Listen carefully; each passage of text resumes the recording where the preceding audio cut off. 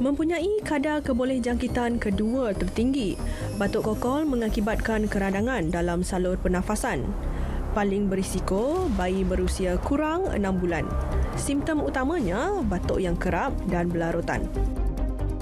Ada komplikasi disebabkan oleh batuk kokol ini termasuk radang paru-paru, pneumonia ataupun kita ada keradangan otak atau encephalopathy dan menyebabkan sawan dan boleh menyebabkan kematian. Setakat 19 Ogos lalu, 329 kes pertasis dilaporkan di seluruh negara membabitkan 23 kematian. Kita compare this year 329 sehingga 19 Ogos 2023. Tapi kita tengok balik 19 Ogos 2019 kes adalah 697. So kalau kita compare itu it is not increasing pun. It's actually penurunan. Meskipun batuk kokol mempunyai kadar kebolehjangkitan yang tinggi, ia boleh dicegah melalui pengambilan vaksin.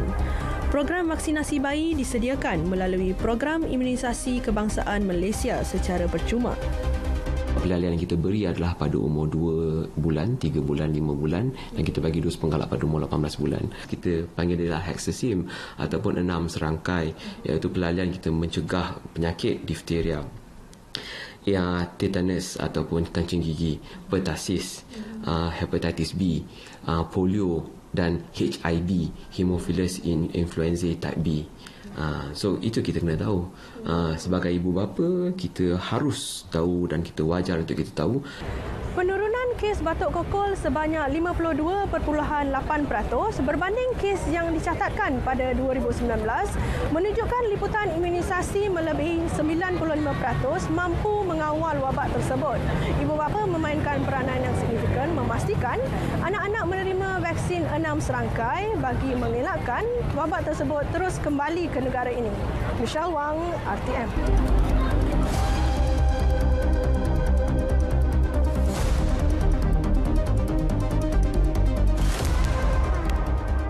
Itu sedikit mukadimah berkaitan dengan batuk kokol. Ingin saya kongsikan data terkini yang dikongsikan. Terdapat 343 kes batuk kokol dilaporkan di seluruh negara dan menyebabkan 24 kematian. Daripada 343 kes itu, 173 kes adalah dalam kalangan bayi berusia bawah 5 bulan. Jadi untuk kita perincikan apakah itu batuk kokol, bersama dengan saya di studio Dr. Eka Peng, pakar perunding kanak-kanak Jabatan Pediatrik Pusat Perubatan Universiti Malaya. Selamat pagi, Doktor. Selamat pagi. Sihat hari ini? Sihat. Okey, kita bercakap mengenai batuk kokol. Saya kongsikan juga data sebentar tadi. Kalau kita mengikut data ataupun statistik ini, bagaimana sebenarnya situasi di negara kita? Adakah serius seperti mana yang dikabarkan di media sosial, Doktor? Pada keadaan sekarang, situasinya masih dalam keadaan terkawal kerana kita tidak nampak kenaikan jumlah kes yang secara mendadak dan besar-besaran seperti COVID sebelum ini.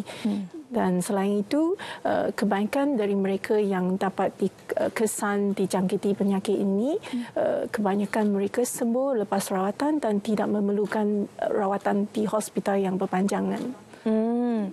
Okey, apa sebenarnya yang perlu kita faham mengenai batuk kokol ini? Punca batuk kokol ini bagaimana, Doktor? Okey, batuk kokol atau kita dalam bahasa Inggeris kita sebut whooping cough atau pertasis adalah satu jenis penyakit berjangkit yang dapat menyerang saluran pernafasan dan puncanya adalah pada sejenis kuman bakteria bernama Portadella pertasis. Dan kuman ini biasanya disebarkan melalui udara, titis rembesan dari bersin atau batuk seseorang yang dijangkit penyakit ini. Okey.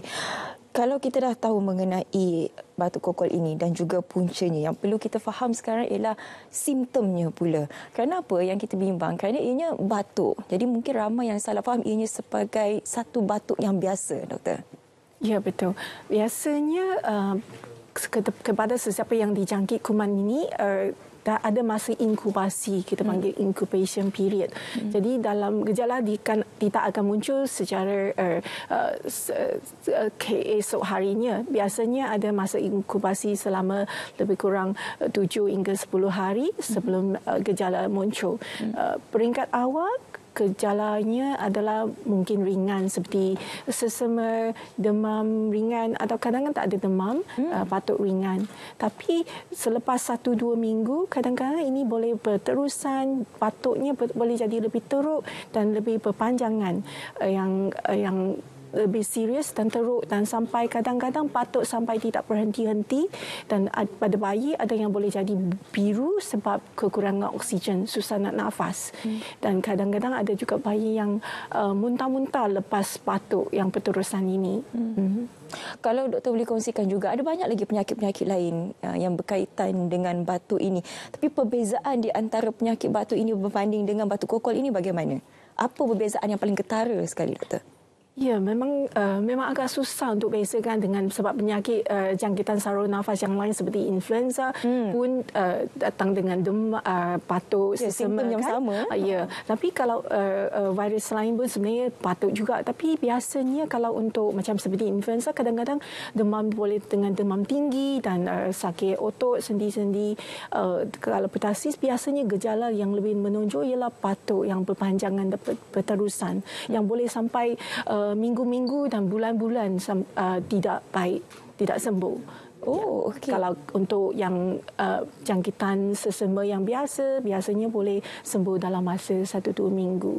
Tapi kalau pertasis yang lebih yang spesifik untuk pertasis ialah kadang-kadang batuk ni sampai boleh berpanjangan. Saya difaham kalau batuk kokol ni kalau kita tarik nafas ada bunyi. Ya, itu yang namanya whooping cough.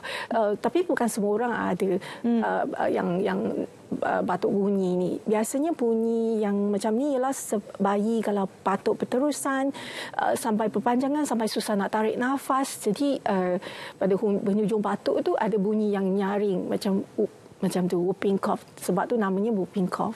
Jadi tapi bukan semua batuk kokol ni ada yang masalah yang bunyi nyaring ni lah. Okey. Kalau kita nak faham juga mengenai batuk kokol ini, siapa yang lebih mudah untuk mendapat jangkitan batuk kokol? Batuk kokol ni dapat menjangkit semua orang tanpa kira umur. Okey. Cuma yang golongan bayi ialah mereka yang berisiko lebih tinggi. Sebab mereka lah yang ada yang belum dapat imunisasi, ada yang belum lengkap imunisasi. Dan kalau sebab bayi badan imuniti pun lebih rendah berbanding dengan orang dewasa, jadi mereka yang lebih senang dapatkan penyakit batuk kokol yang lebih teruk. Kita akan bicara mengenai imunisasi sebentar saja lagi, tapi diagnosis untuk penyakit ini bagaimana, doktor? Khususnya untuk bayi. Okey, diagnosisnya satu dari gejala, seterusnya dengan sama juga seperti COVID sebelum ni, kita ambil sampel dari tekak dan belakang hidung, dan test yang dapat kita buat ialah PCR. PCR boleh dapatkan keputusan dalam masa beberapa jam, dan kita juga boleh ambil sampel untuk hantar untuk kita namakan culture untuk ditanam kuman pertasis tu. Oh, jadi diagnosis ni bukan sahaja untuk bayi tapi untuk orang dewasa juga cara yang sama. Ya, cara yang sama. Okey. Setelah disahkan memang mendapat penyakit batuk kokol ini, apa seterusnya? Bagaimana cara rawatannya, doktor? Penyakit ini ada rawatan khususnya ialah dengan antibiotik. Antibiotik tertentu seperti erythromycin, clarithromycin dan azithromycin adalah antibiotik yang berkesan untuk penyakit ini. Okey, saya ada soalan mengenai antibiotik sebab bukan semua orang juga yang boleh menerima antibiotik. Ada yang mengalami alahan dengan antibiotik. Jadi bagaimana? Apa di antara alternatif yang ada untuk mereka ini, doktor? Okey, kalau untuk mereka yang ada masalah alahan, jadi mungkin apakah memang alahan atau efek sampingan. Kadang-kadang mungkin ada yang tak boleh makan ubat macam erythromycin, lepas tu mungkin ada boleh dapatkan sakit gastrik macam tu. Tapi jadi boleh pilih yang antibiotik yang lain seperti azithromycin yang gejala sampingan lebih ringan atau tidak ada.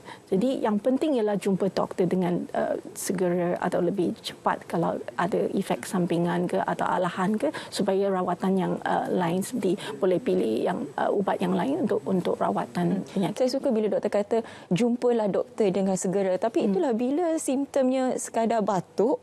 Jadi kita akan beranggapan bahawa itu hanyalah batuk biasa yang mungkin akan sembuh tidak lama lagi. Jadi apa petandanya yang bahawa waktu itulah memang kita kena segera berjumpa dengan doktor? Kalau katakan untuk mungkin bayi, seperti bayi, kita tahu kalau kadang-kadang batuk biasa pun boleh menyebabkan mereka mengganggu mereka untuk nafas, untuk menyusu. Jadi kalau ada masalah walaupun tak ada demam tinggi, bukan nafas laju, tapi kalau dengan gejalanya anak tidak aktif, tidak boleh menyusu, perlu mendapatkan rawatan secepat mungkin. Atau kalau kita dapat kesan ini adalah pertussis, rawatan yang khusus dapat diberikan dengan lebih secepat mungkin untuk mengelakkan apa-apa komplikasi atau menyebabkan dia boleh sembuh dengan lebih cepat. Ya, menyentuh mengenai komplikasi. Adakah terdapat komplikasi untuk jangka panjang bagi pesakit batuk kokol ini, doktor? Ya, batuk kokol ni kalau untuk yang gejala ringan mungkin dapat sembuh dalam beberapa minggu. Tapi kalau berlanjutan boleh menyebabkan juga radang paru-paru, radang otak, dan ada juga yang sawan untuk terutama kanak-kanak kecil boleh sawan disebabkan mungkin kekurangan oksigen sebab batuk yang berlanjutan boleh sawan. Kalau sawan berpanjangan radang otak atau radang paru-paru yang serius boleh menyebabkan kesan jangka panjang yang kerosakan kekal pada organ-organ tersebut. Okey, kita menyentuh mengenai imunisasi tadi. Apa di antara imunisasi yang penting dan juga wajib untuk bayi bagi mengelakkan batuk kokol ini, doktor? Ya, imunisasi ialah cara yang paling berkesan untuk pencegahan penyakit ini. Kan? Jadi di negara kita imunisasi yang untuk pertussis diberikan pada bayi usia 2, 3 dan 5 bulan, dan selepas itu ada dos tambahan pada 18 bulan untuk dikatakan lengkap imunisasi untuk penyakit batuk kokol ni. Tapi selain itu untuk mereka bayi-bayi yang bawah umur yang belum sempat dapat imunisasi kan, juga kita boleh berikan imunisasi kepada ibu yang hamil. Jadi bukan saja dapat melindungi ibu sendiri, tapi juga melindungi bayi dalam kandungan dan bayi lepas lahir sebelum mereka sempat dapat imunisasi yang lengkap dari nasional imunisasi, program nasional imunisasi. Tadi doktor ada juga menyentuh mengenai kuarantin. Untuk bayi yang memang dah pun dijangkiti dengan batuk kokol ni, adakah mereka perlu diisolasi, dan bagaimana pula dengan mereka yang berdekatan dengan bayi tersebut yang kebarangkalian untuk dijangkiti? Adakah mereka juga boleh dikuarantin atau bagaimana, doktor?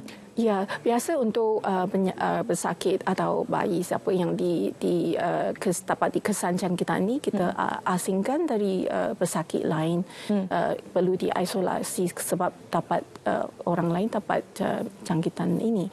Kalau untuk kita panggil kontak rapat, ya, ahli keluarga, terutama ibu dan juga jaga kanak lain, mereka juga perlu diberikan rawatan antibiotik juga sebelum mereka timbul gejala batuk kokol ni. Jadi boleh elakkan mereka dapatkan penyakit batuk kokol, diberikan rawatan. Dan ya, sebaiknya juga perlu, walaupun tidak ada gejala, sebaiknya jauhkan diri dari orang lain supaya untuk turunkan risiko untuk merebak ke orang lain. Ya, selain daripada kita mendapatkan vaksin, mungkin doktor ada juga saran dan juga nasihat kepada penonton Selamat Pagi Malaysia bagaimana untuk menjaga gaya hidup mereka dan juga apa di antara perkara-perkara yang boleh dilakukan untuk mengelakkan lagi batuk kokol ini, doktor? Okey, jadi penyakit ini bukan boleh jadi penyakit yang teruk. Jadi adalah lebih baik untuk kalau kita ada gejala-gejala seperti yang dikatakan tadi, cuba jumpa dengan doktor dengan secepat mungkin supaya dapat membuat pemeriksaan dan dapat kesan penyakit ini lebih awal dan diberikan rawatan supaya tidak menyebabkan komplikasi yang serius nanti. Selain itu juga kita perlu mengamalkan etika batuk yang baik. Ya, jangan kalau ada batuk bersin, tutup muka, mulut, tutup hidung supaya tidak merebak ke orang lain, dan cuci tangan selepas batuk dan bersin. Kalau ada pernah berkontak rapat dengan sesiapa yang bergejala yang suspek petasis, jadi cuba elakkan berdekatan dengan orang lain dalam masa seminggu 2 itu. Selain itu, kita juga harapkan seandainya kalau di rumah ada bayi ke siapa, elakkan mencium bayi dalam masa itu, sebab dengan itu pun kuman dapat ditularkan kepada bayi dan bayi mungkin akan dapat penyakit itu.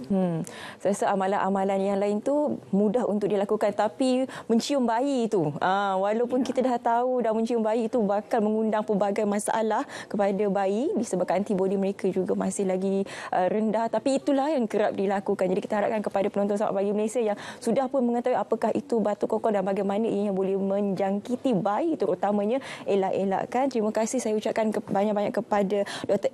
Kah Peng, pakar perunding kanak-kanak Jabatan Pediatrik Pusat Perubatan Universiti Malaya. Terima kasih, Doktor. Terima kasih. Okey, seterusnya kita nak bersama dengan rakan kita di Pahang untuk cerita Pagi Pahang, melihat galeri lukisan bersama dengan rakan kita Ayu Nurihan Saleh. Silakan Ayu.